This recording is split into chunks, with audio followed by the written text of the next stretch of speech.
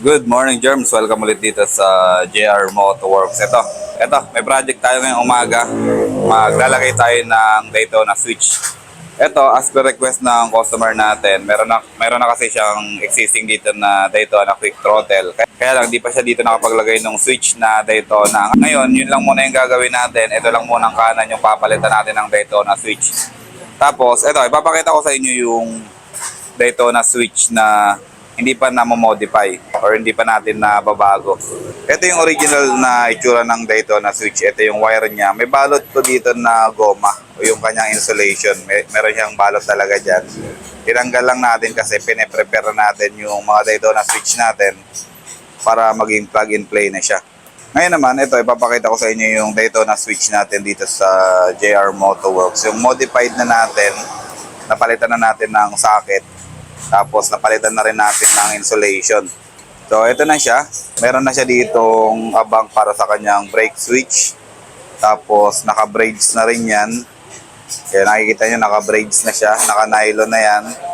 And then dito sa dulo, naka-shrinkable na rin yan. End to end para hindi matatanggal yung shrinkable natin.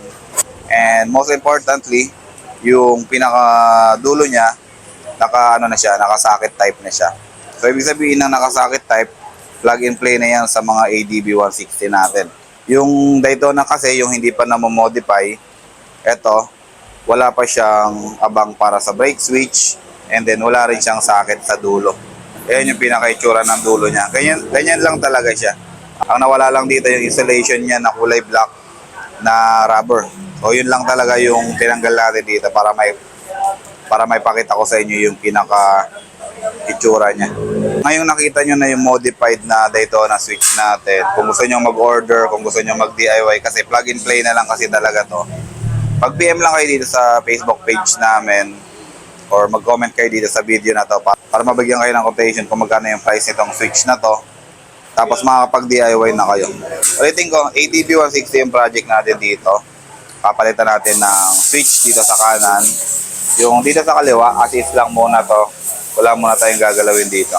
Kasi medyo mahal din kasi yung mga Daytona switch. So pwede naman kayo makabili sa amin ng kanan lang or pwede rin naman kayo makabili sa amin ng kaliwa lang. Tapos iwalay din naman yung presyo ng quick throttle natin na Daytona. So nasa inyo na yan kung ano yung bibili nyo. Mag-PM lang kayo dito sa page namin, okay? So maraming salamat. Mamaya pag natapos natin yung project natin dito, papakita ko na lang sa inyo yung finished product natin.